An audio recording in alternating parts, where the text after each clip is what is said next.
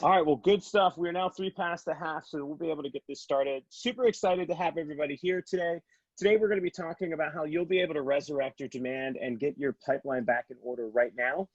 Super excited today to have a great panel here with us. We have different members of people from Closed Loop, Blue Shift, Lob, and as well as myself from Effin' Amazing. So just to kind of start things out, I am going to take the slide down. I'll have everybody basically share their video so that way we can get everybody on board. And we'll stop sharing our screen right now to see if we can get everybody going.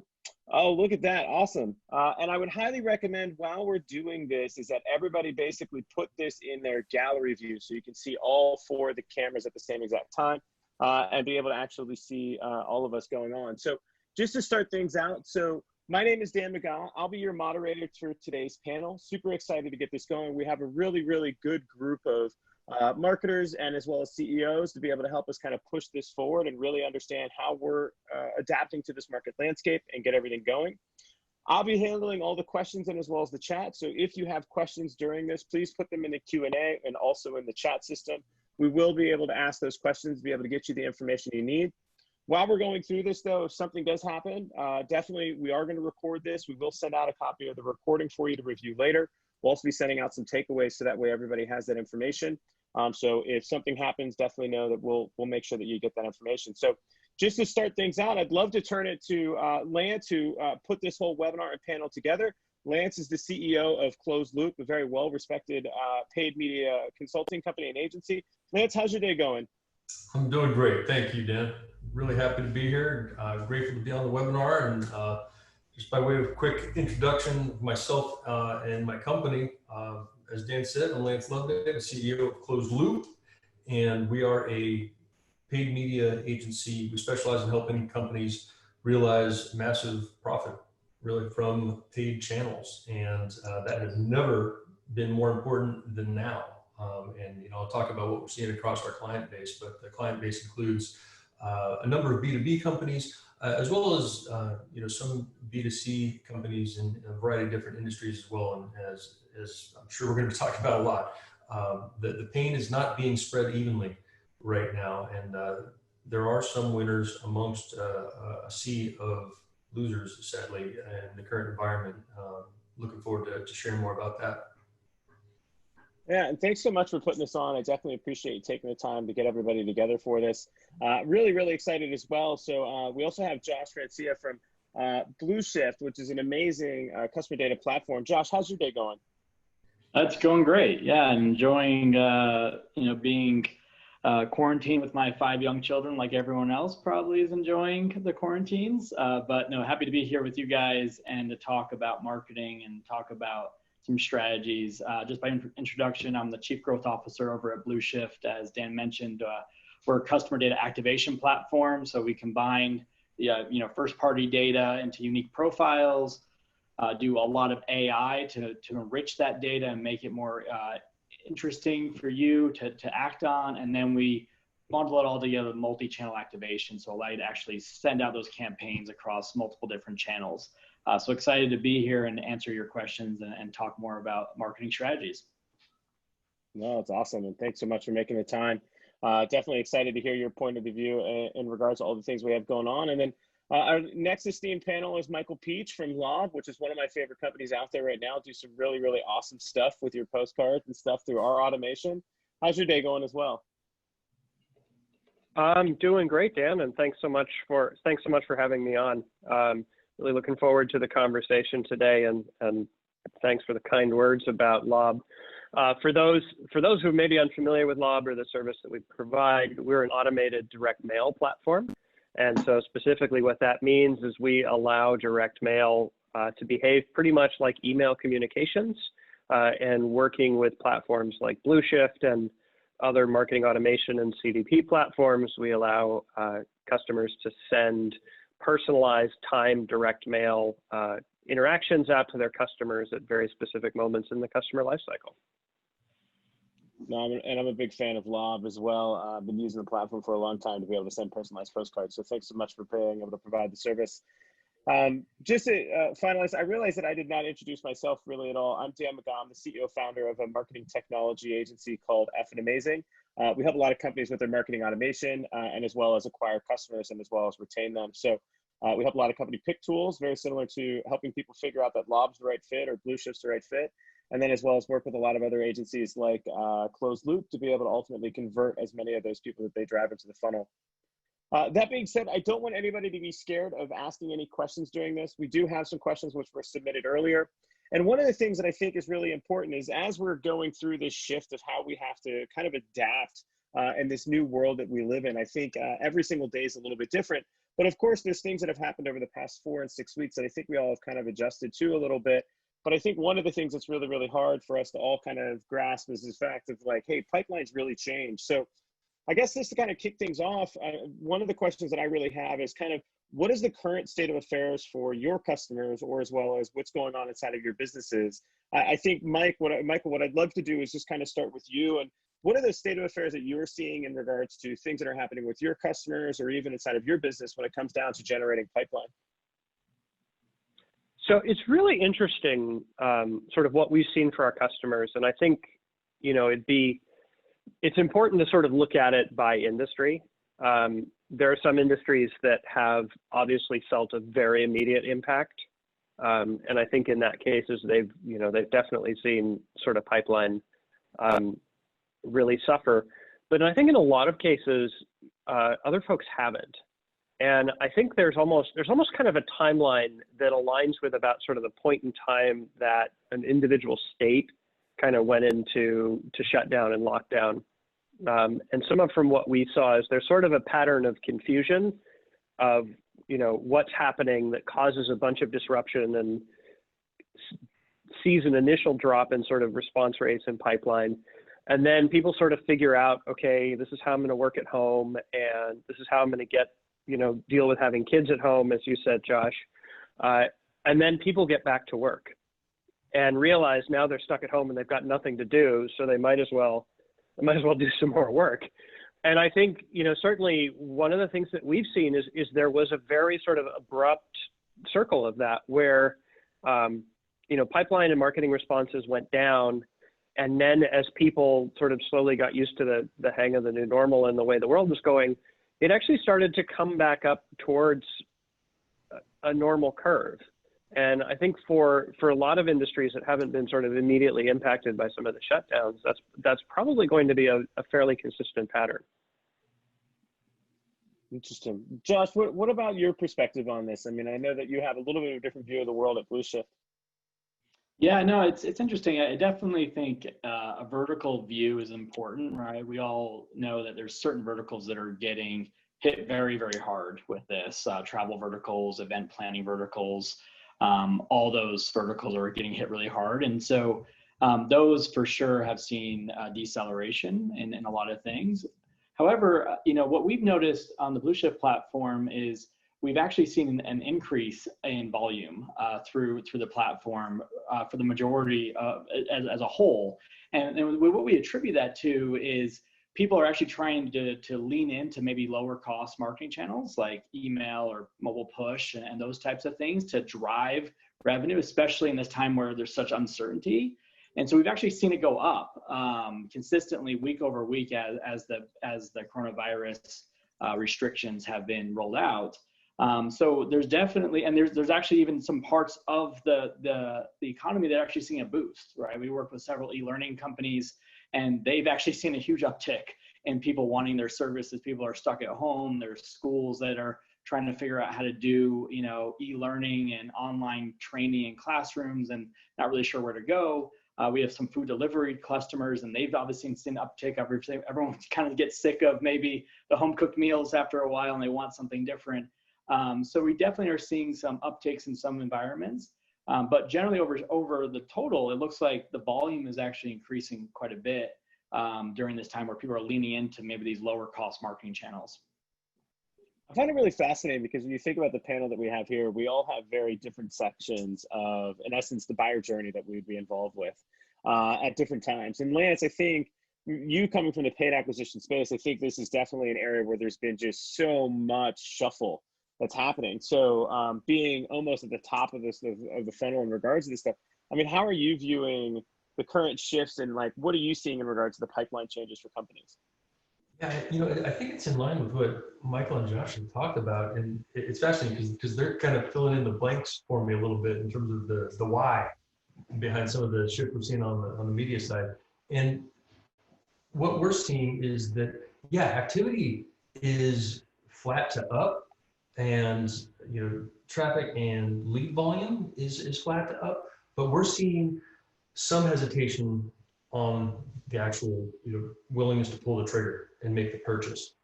And so we're seeing down funnel conversion metrics start to level off or even decline a little bit, just as a result of that natural fear and hesitation and uncertainty in the market. And as I said earlier, and the other panelists have talked about, it's not spread evenly across all verticals by any means. And so overall, yeah, we're seeing a pullback in spending and ad spending, as you would expect. And it's hard to tell how much and how fast, but what we're seeing is that it's really split. There are those that are kind of knee-jerk pulling everything and hitting pause across the board, and they're going from 100 to 0. And then there are others who are kind of standing pat for now, playing wait and see a little bit. And then in the third camp are those that are kind of the beneficiaries of some of this change, and they're hitting the gas, and they're using this as an opportunity to grow. So we've got a client who's a streaming company, whole lot of streaming going on at home right now. They're going through the roof, right? We've got an e-learning provider as well, a platform that my kids use. It's fun, unexpected outcome. Then we have another one who's an ISP. They're asking us to hold off right now while they absorb all the demand that is just coming in organically, right? So they're in complete opposite position of those being negatively impacted. They're like, we're going to get back to growth here as soon as we can accommodate it, but hold on and let us just absorb all of this demand real quick before we start ramping things up with paid channels. So we're seeing differences across verticals, but in general, from the buyer mindset, a fair amount of hesitation, and I'm curious to see how long that persists. It's very fascinating is, I think the one thing that everybody just said, which is really, really spot on, is that there's winners and then there's definitely losers, and there's people that are stuck in the middle. And our team was very fortunate that we started looking at this 8 weeks ago, 6 weeks ago. We started designing what would be the winners and losers. I think some people on this webinar have definitely read my "Hand me a Corona, I'm gonna need it" post that I put out there. And there's definitely a huge amount of winners, right? And there's at the same amount of time a huge amount of losers. And I think natural ones that we could point out to say that are really struggling, and I know that we've seen this, is of course restaurant, hospitality, travel, leisure, hotels. But there's slivers inside of there that are a little bit different. If you're in the cruise lines industry, like I feel really bad, and it's really, really hard. But there's definitely people that are booming right now. Josh, when you kind of think about, when you look out onto even your client portfolio or people that you've talked to, what are some of those businesses that people should probably be trying to focus to generate pipeline? Yeah, it's a really great question, because you're right. It is a split, and it's just an interesting sociology that happens when everyone's kind of stuck at home and what they do. And so, e-learning is clearly a huge lift, right? When schools stop on a dime across the United States and the world, well, no one's really prepared to handle that. Like very few school and stuff like that have figured out how to do e-learning. So they're all trying to figure it out, all looking for things like that. Streaming is huge, as Lance mentioned earlier. We have a few customers in media and TV streaming, and through the roof, like overnight, right? All these new shows, all these new opportunities they have to go. And so those types of things we've seen go up. Gaming also is another area where people are spending at home. So they want to do gaming. They want to play games. They want to play games with their friends and do some social interactions.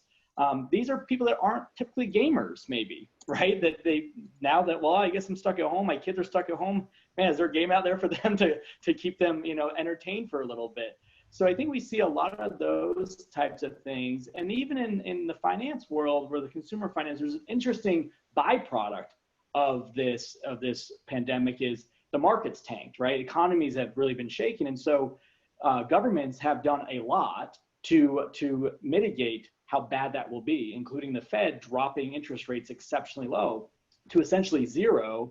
And that has now boomed borrowing. And so now people are home and now they're looking, well, man, maybe it's a good time to, do a refi, or maybe it's a good time to get a personal loan or pay or do something else. Well, borrowing has now become cheaper again, where in the last few years it's actually become more expensive. So you're seeing this uptick in some areas, some derivatives of some other areas. And it's just really interesting to see that. So I would say maybe those, e-learning, gaming, streaming, finance, those are areas where I think people are actually seeing an uptick in demand, an uptick in usage and interest. What about you, Michael? I think I would agree with almost all those. I think financial services is something I've talked a lot about. We unfortunately had a client that was very well known in the financial services space, and everything stopped, right? So I think there's a wide space in finance. I think there's certain people that win, there's certain people that lose. But what are you seeing? I mean, obviously with direct mail being a huge component of some of these companies, I know you don't do the exact as like a big mail house maybe, but it's very similar. Yeah, it is very similar. And I think there's an interesting corollary to everybody being at home right now. Is what we're seeing is people who are sort of savvy with the channel are actually leaning in a little bit more because they know they've got a receptive audience. I won't speak for everyone else here, but it's, going out and getting the mail is actually kind of interesting because I leave the house and go do something. Right. Right. And so we've seen in some cases where there's volume that actually goes up as a result of that. And it is definitely very industry specific. Retail has gone down, food delivery, really good example, off the charts. That's been a big growth in direct mail. The other interesting area that we're seeing, which probably isn't surprising, is actually in the health insurance industry. Insurers are facing a need to communicate a lot more with their customers. They've got new things they need to communicate. In a lot of cases, they want people to go through telemedicine steps first before actually coming to a clinic or getting diagnosed. And so we've seen a big spike in people who are interested in either increasing the volume or increasing the efficiency of the mail that they're sending. So, obviously direct mail we think of as marketing mail mostly, but it's also it's a pretty broad customer communication channel. And in a lot of cases, there are communications that might not necessarily fall within the realms of a customer acquisition mission that we're seeing jump as well. Interesting. Lance, where are you seeing the biggest amount of people that are doubling down? You had talked a little bit about the e-learning space. I mean, is that one of the biggest areas that you see winners? I think so. Yeah. I mean, certainly the couple in our client base that are in that space are doubling down big. I talked about streaming. Our ISP client is just going insane right now.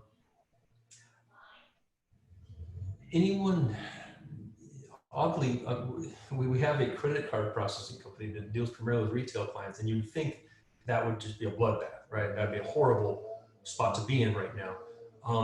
But oddly, some retailers are taking this opportunity because there's a law coming down that they're going to have to replace all their point of sale terminals to have their hardware upgraded to align with new standards, and they're taking the opportunity to do that. So they're using this window of time.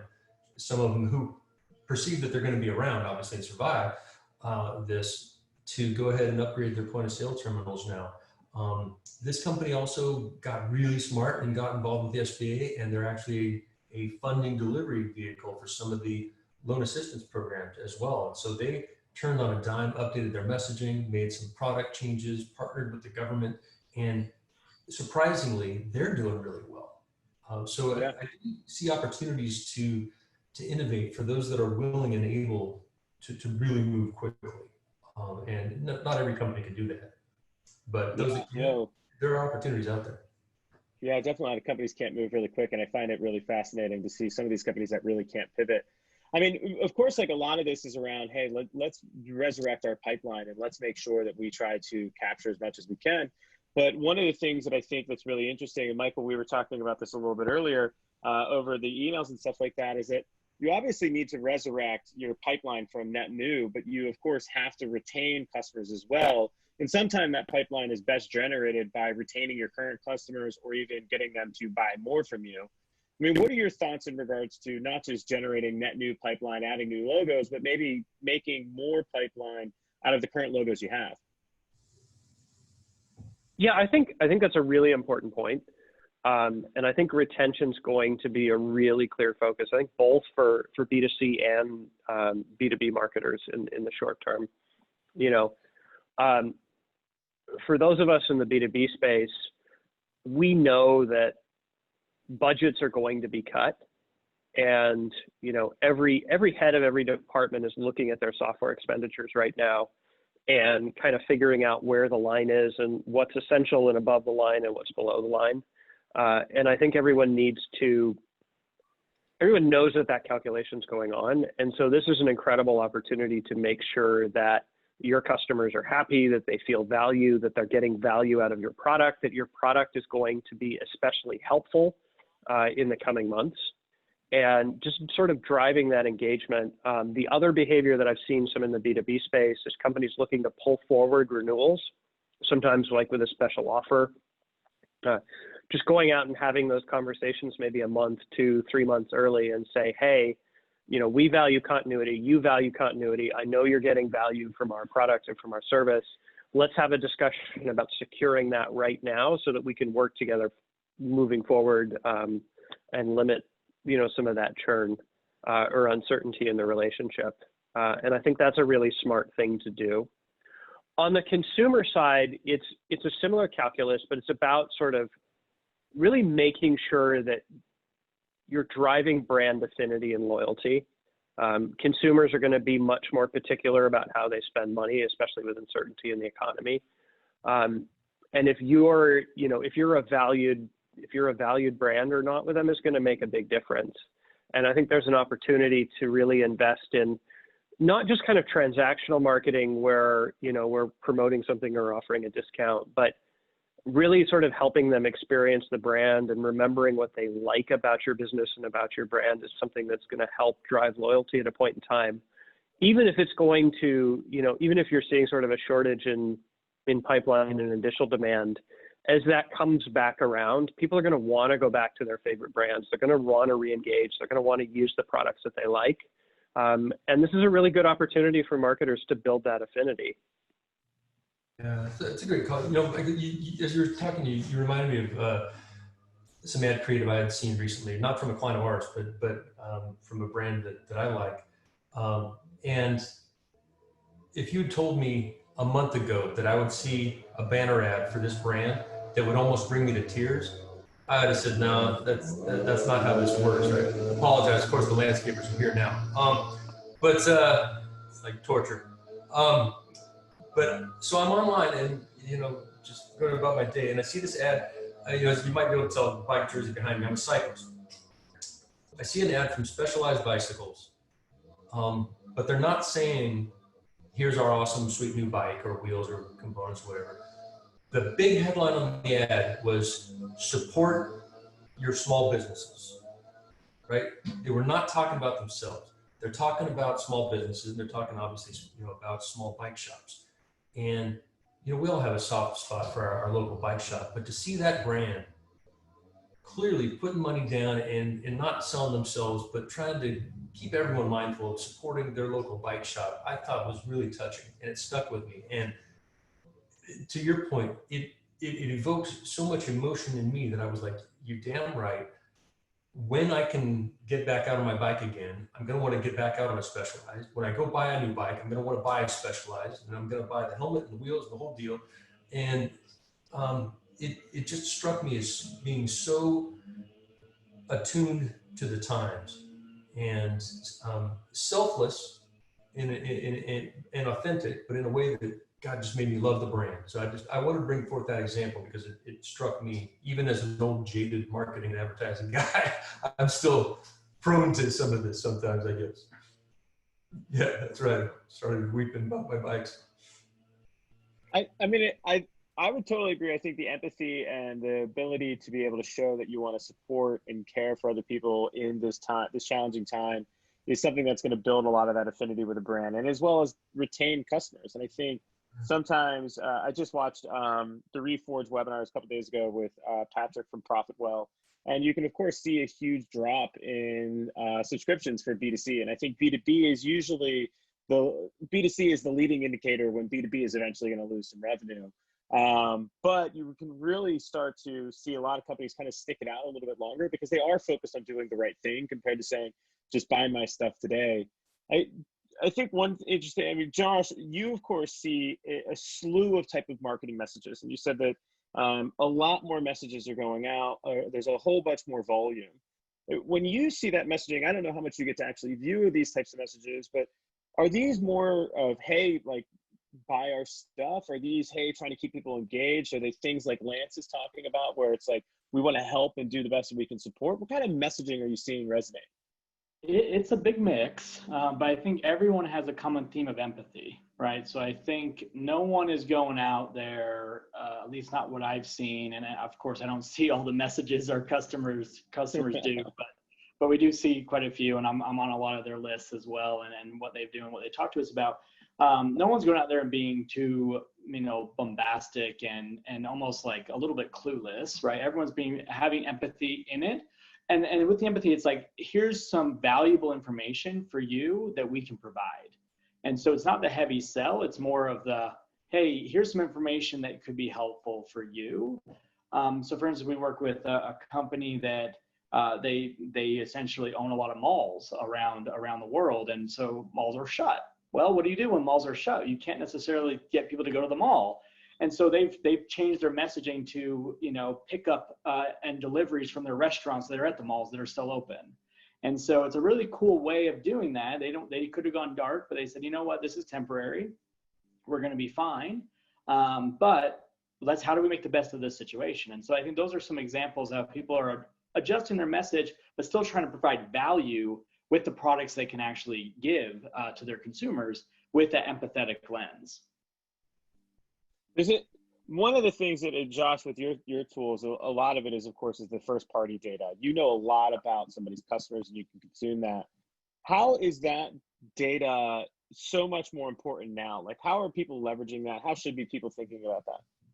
Yeah, I mean, first party data really comes in the spotlight if it hasn't already been there for people, because, going out and acquiring brand new customers is important for every business, but it's also hard, right? And you just don't know enough about the customer. So you do a lot of trial and error and testing. So you rip through budgets in that. But if you can use your first party data to actually do a couple things. One, your first party data has a lot of signals to use. And when you use AI to kind of uncover those signals, you can figure out, this cohort of people with these types of similarities are really good people to go after. And that can actually inform your acquisition strategies. In addition, people are on a cycle to repeat purchase. And some of those, depending on the products, some of those repeat purchases may be, years apart, and some may be just a few months apart. So how do you encourage them to do that? And that's generally also using AI, right? Well, who's in the market right now? What's the right message to send to them right now? When's the right time to send it to them? And where's the best channel? Are they more of a mobile app kind of customer? Or are they more about, email, or do they like getting direct mail, or what is it? And when you put those things in succession, you see a real benefit from your first party data in both reconversions or repeat business, as well as allowing you to go acquire new customers based on really good data from your current first party customers. So I think people that they can really use their first party data to really both enhance their pipeline or generate more demand, as well as to get repeat business from their current customers.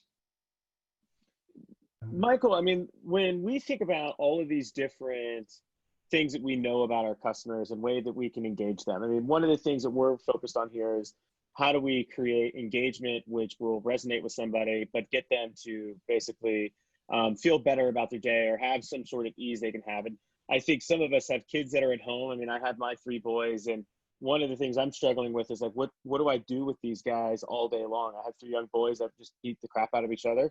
And they're busy. But when I think about like services like yourself, where I can actually make a physical impact compared to, typically I'm focused just on digital, I mean, how are you leveraging or seeing people leverage that data that maybe is being used in something like a Blue Shift to be able to make a physical impact in somebody's world? Like you said earlier, going out to the mailbox is like the highlight of the day almost, because it gets you out of the house.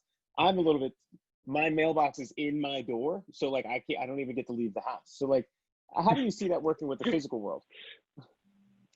No, I think that's a great question. And there's an interesting parallel there, because the other channel, interestingly enough, that has suffered a bit, we talk about sort of reductions in digital spend naturally, but there's also been kind of a pullback in out-of-home spend, right? I mean, if you think about it, as a brand, spending money on a billboard above a freeway that nobody's driving on is not a really great use of marketing dollars right now. And so direct mail is actually an interesting one. As I said, in a lot of cases, we've seen volume go up because it does two things. I mean, one, it's another channel outside of digital to reach customers, and knowing that in the B2B world, sort of the face-to-face events are kind of not happening anytime right now. And again, in the B2C world, there are certain channels that aren't going to be terribly effective either, including sort of experiential marketing. So direct mail is definitely a way to take some elements from some of those channels and bring it into the home. As far as first-party data goes, I think that's something that's maybe a little unique about what we do at Lob, is we really allow our customers to take first-party data and extend it out to the channel. And the way we do that is just through personalized creative. So if you think about the same way, you're going to tailor perhaps the imagery that you use in an email, or the products that you're going to feature based on, either customer demographics or purchase history. We actually allow you to take that same level of personalization out into the direct mail piece.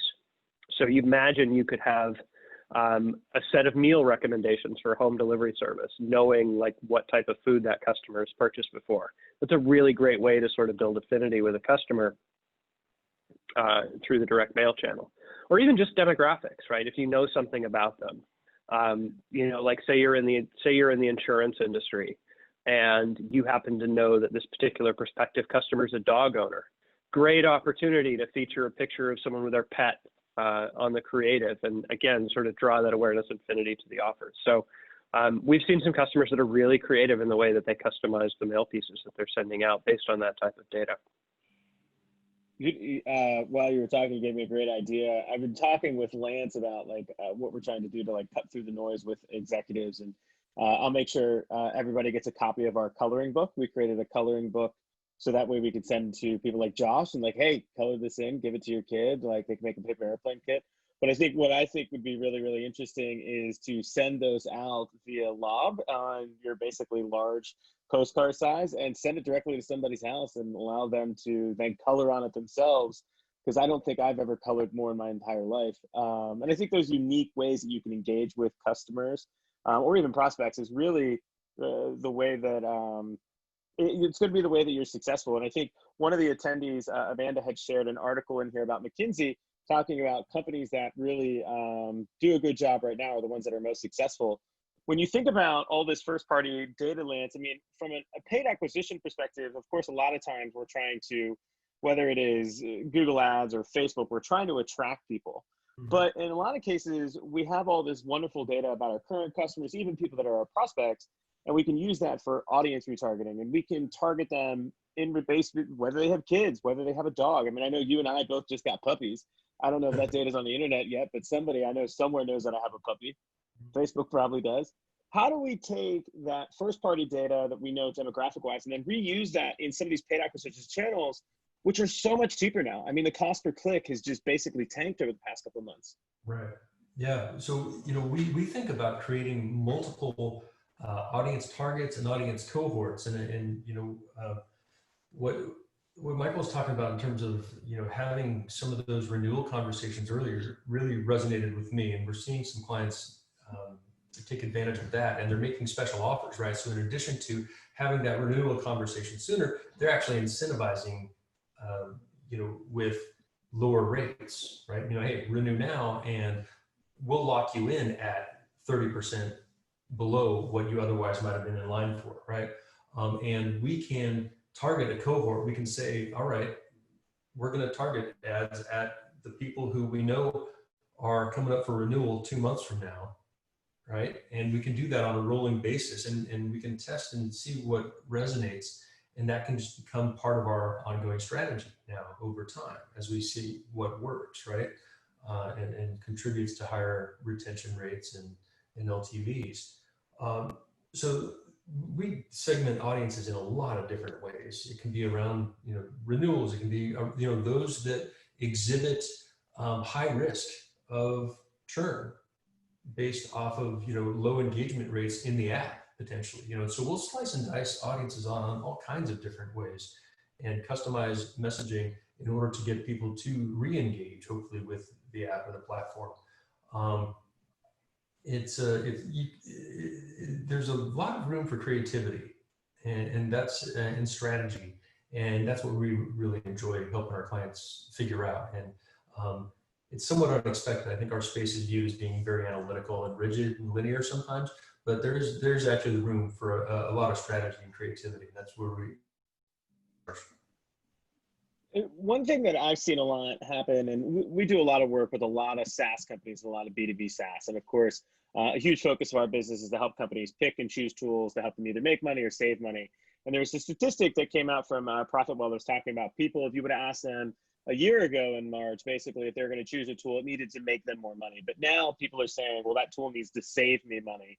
So I think the value prop has definitely kind of changed for the typical buyer out there. I know as this pandemic has started and stuff like that, I mean, we saw some very, very large deals fall out of our pipeline. And they're like, hey, we'll talk in Q4. And I know for our business, and I was just in an online learning panel last week, talking about how do you need to change the service offering you have to resurrect that pipeline. I mean, you lose a six-figure deal, or if you lose 3 six-figure deals, like that's a big deal. And sometimes you have to change your service offering. Have any of you seen any unique cases, or are you currently looking at, hey, we can't sell this extremely expensive thing right now. I can't sell the Louis Vuitton bag because nobody wants to buy it today. But we know if we just sell the handle, or as somebody told me, car parts. Cars aren't selling, but car parts are. What are you guys seeing difference about the service offerings to get people back in the pipeline? Josh, you want to kick that off?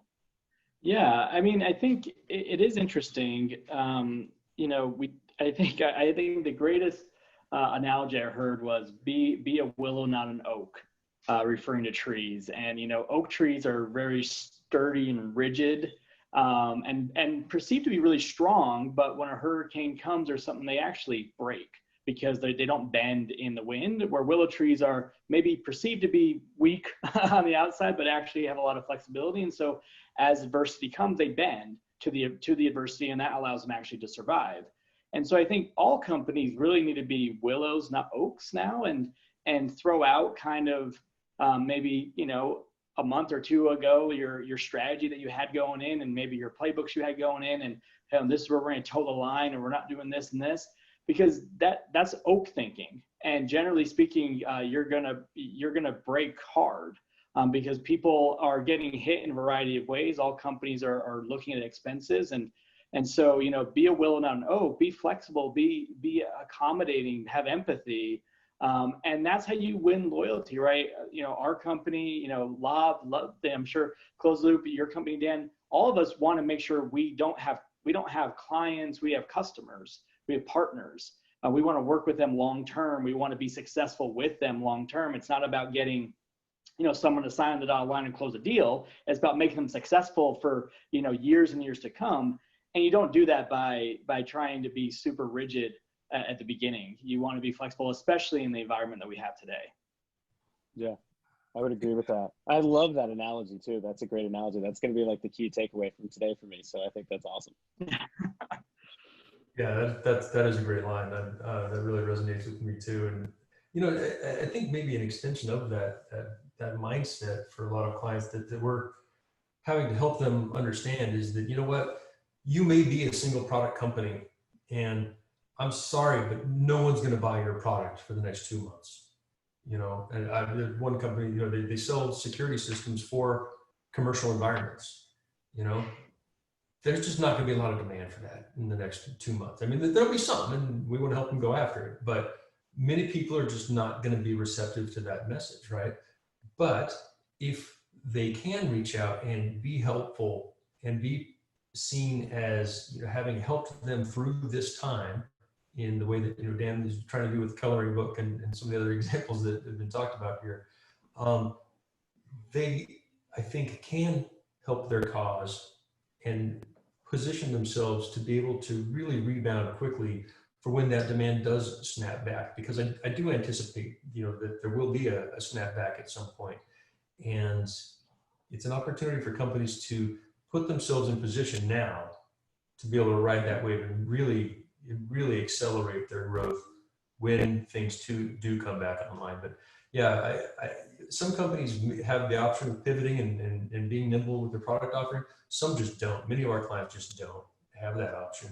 And so we're trying to help them, I think, accept that and say, okay, you can't have sales. I'm sorry, you can't have revenue for the next month or two, realistically, but you can position yourself to grow a lot more rapidly than you otherwise would 2 months onward. It is kind of the rough message in some cases. I think you bring on a really good point of there's certain people that are going to be able to do sales now. We've talked about some of those. You've got streaming, you've got gaming, you've got some of these financial service spaces. And then you have people that might not be able to do sales for a couple months, right? You talk about the security company, commercial space. We work with a digital display company where they have to completely change market. And I've seen a lot of companies change markets or change their service offerings. Michael, when you think about over the next year as an example, right, inside of what you see from people delivering outwards, I would make an assumption that there's pretty different horizons for different types of business. As an example, restaurants, the horizon 3 to 6 months, like we don't really know. Airlines, we're not really sure what that's going to look like. What are some of the other horizons that you think are out there when you think about different types of businesses that may come online in 2 weeks to 2 months to 2 years? Yeah, so I think it's a really great question, and I think it's probably a difficult one, just knowing that it's going to be kind of a rolling cycle as stuff starts to ramp back up, and we still don't always have a timeline to when this is going to happen. So, I think probably you're going to see restaurants and retail might be the first ones kind of starting to come back online. Travel's probably going to have a little bit of a longer window. And there's also just some broader areas. We talk, Josh, I'll second my kudos for the analogy. I think it's a good one. And I think some businesses that have pivoted are going to stay that way. I think you're going to see business models that change as well as a result of this.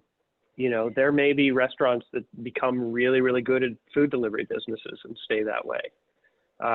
There may be some folks in the hospitality industry that have pivoted into helping, say, the healthcare sector that might stay there.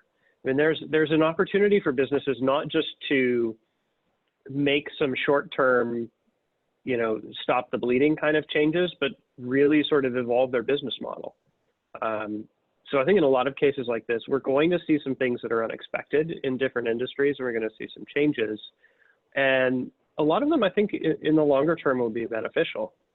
I mean, if I give an example to some of what we're doing at Lob, like we know there are certain industries that are not going to be advertising as much and sending as much mail. But we also know there are other industries that are going to be really interesting opportunities. So one of the things that we've been working on internally is, as a result of all of the, both at the federal government level and the state government level, all of these different sort of stimulus levers that are being pulled, there's now a need for a bunch of different government and financial institutions to get money in the hands of consumers. And we, by the way, in addition, don't just do letters and postcards, we allow businesses to send checks. So we've started having conversations with a lot of the regional banks that are going to be fulfilling these small loan programs and say, hey, we can actually help you get checks out to your customers faster and in a more cost-effective way than you're doing that now. It's a very, very small part of our business, but one we actually expect to grow as a result of some of these changes. One of the things that's interesting is as we think about pipeline, I think one of the things I was reading a study of from a couple of different companies, HubSpot and SAP, in regards to ultimately a lot more volume is happening, but there's a lot less demand coming in. So a lot more of what you were saying earlier, Josh. When we think about trying to add new companies or new logos, I think the simple thing that many companies is you got PPC, you got outbound prospecting, you have different types of channels. I mean, what are some of the things that anybody here is seeing being really, really successful from acquiring new customers? Is it outbound? Is it, I mean, Josh, I mean, what are your kind of perspectives in regards to what's helping people attract new customers that are paying today? Yeah, I don't think there's a silver bullet, so to speak. I think everyone's trying to adapt to this new environment and trying to figure out how to approach it.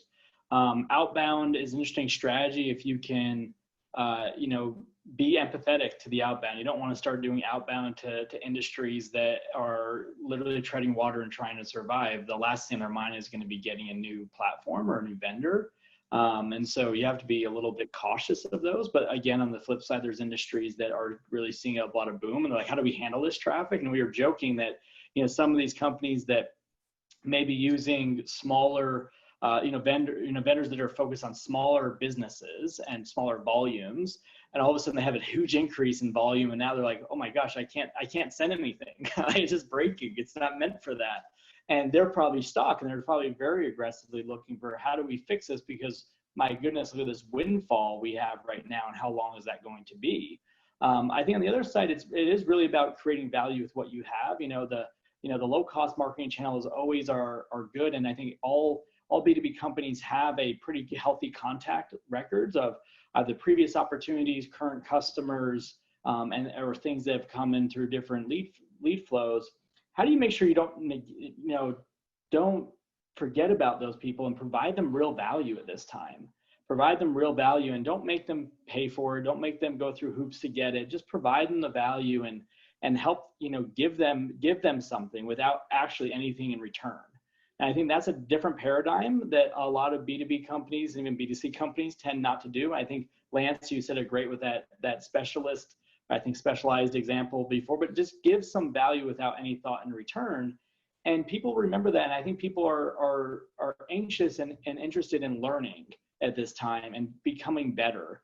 And so if you can provide them ways in which they can become better at their craft, at their industry, and don't put them on a hook for it, just give it to them and be very open about it. I think you've earned a little bit more longer term value with them when they may be in the market for something like what you're offering, which may not be for a year or so. But I think now is the time to really provide great value and share that through different communication means.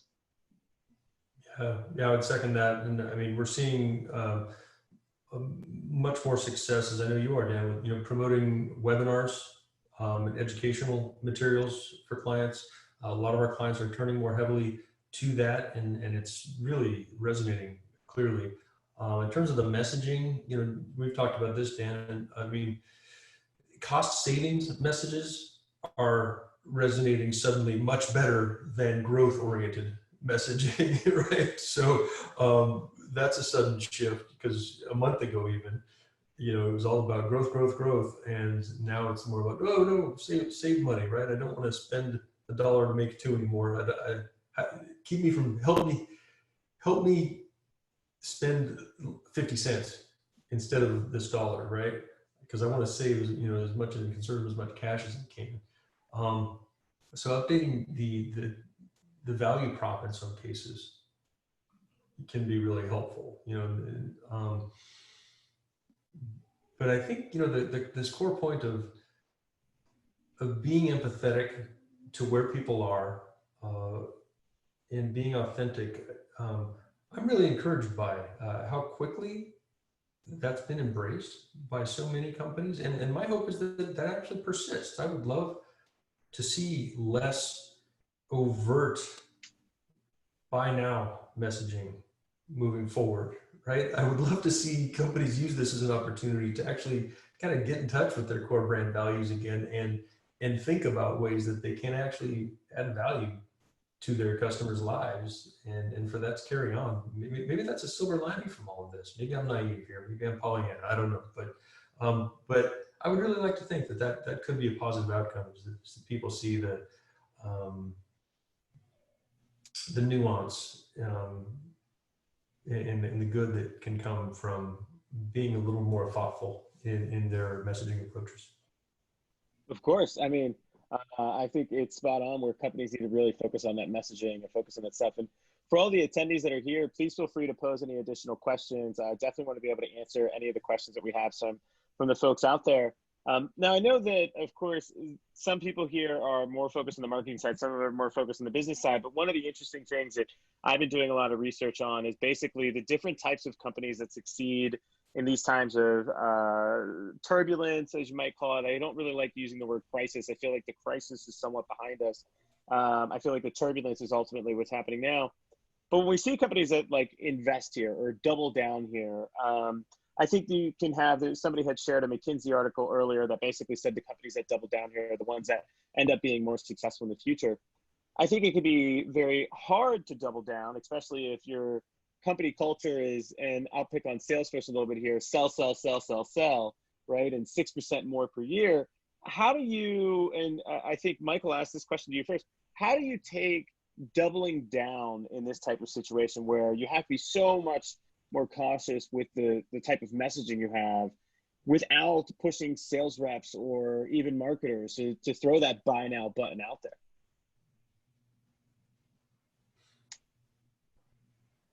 Yeah, I think that's a great question. And, you know, I think Josh articulated it nicely, and Lance did as well. It's really about value. If you're reaching out and providing value and without really attaching strings to it, I think then it's reasonable to reach out. But I think brands should also be thoughtful about what it is they think they're providing that's value. Because I think I, like everyone else here, probably gets a lot of commercial emails on a daily basis. And I've seen some good ones of companies. I've seen a lot of content-led strategies that I think are really good, where companies are providing content and learning, like how to think about this, how to, best practices for taking your events virtual, the kinds of things that people are struggling with, and providing that type of content, I think can be really meaningful and valuable, and especially if it's done in a way that doesn't feel transactional. On the other hand, I received messages where it's kind of a hard sales pitch that's very tangentially related to, something that's coronavirus related, and that's just kind of grating and irritating. So, you'd be careful. My advice would be, think about what you have to offer that's potentially valuable to customers, and how you can share it with them in a way that doesn't feel, super transactional or obligating. And, that's the type of thing that builds the brand equity, that builds the affinity, that when people are ready to come back and make a purchase decision, you're going to be top of mind. Now, we have about 5 minutes left in here, and I think one thing I love to do at the end of these is not only do we get the opportunity to share some of the things that we are seeing happening between our own businesses or as well as our clients, but we all just had a great opportunity to have some inspiration and ideas that we got from each other.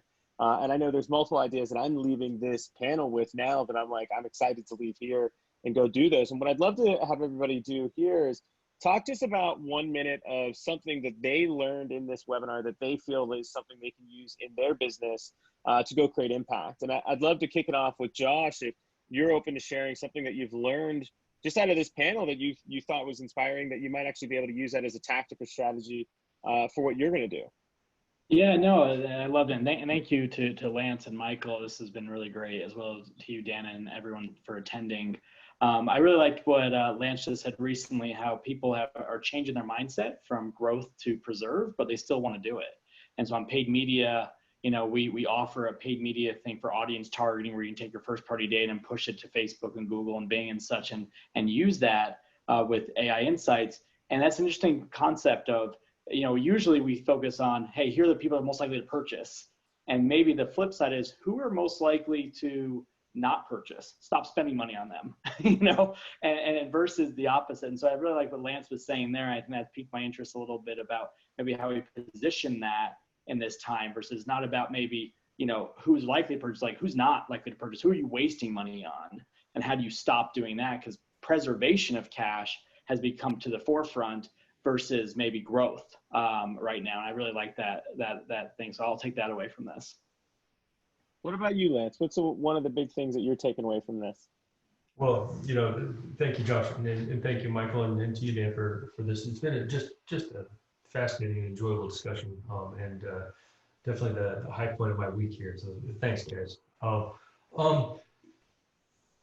I said, you guys have filled in some blanks for me in terms of the overall user behavior and user psychology picture. That's just invaluable for me. So I'm going to be chewing on that a lot. And this idea of kind of this, you know, we've talked about what kind of recovery we're going to have in the economy at large, and is it U-shaped and V-shaped? And the idea that there's a user behavior pattern that could be U-shaped really resonated for me, Josh. I appreciate that. And Michael, just the concept that, you know, there are these other channels, and, you know, as a digital guy, you know, I'll admit direct mail doesn't get a lot of love in our world quite often, but what a cool, creative way to get in front of someone, especially right now at home, where you're right. I mean, going to the mail is another high point of the day, right?